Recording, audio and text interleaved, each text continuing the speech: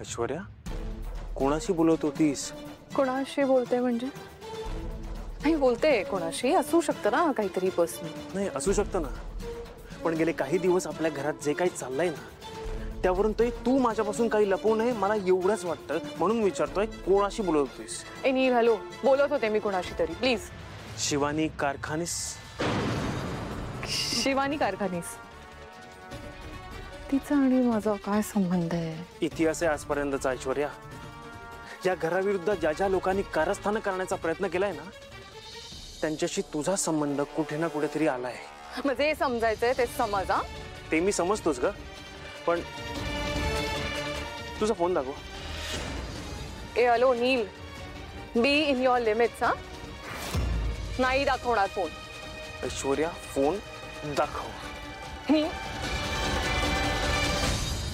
माझा फोन.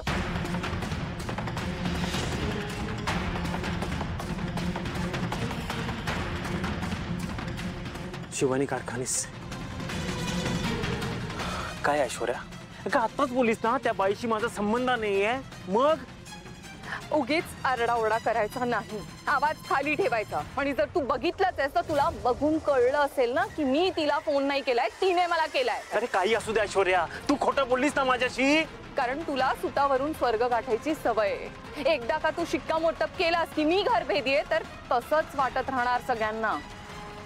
काल जे काही घडलं त्याबद्दल ती गिल्टी आहे, तिला वाईट वाटतंय, म्हणून तिने सॉरी म्हणायला फोन केलेला आणि तिला घरी येऊन सगळ्यांना सॉरी म्हणायचंय, स्पेशली सारंगला.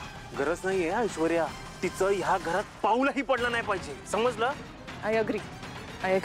पण ऐक, तिला आपण येऊ देऊया, कारण जर ती आपली शत्रू असेल, म्हणजे काल जे काही घडलं, आपल्या समोर ज्या काही गोष्टी आल्या, त्यातून असं समजूया की बाबा जर ही आपली शत्रू असेल शिवानी कारखानीस, तर ती घरी आली तर आपल्या पथ्यावरच पडेल. नाही म्हणजे ते म्हणतात ना, keep your friends close but enemies closure.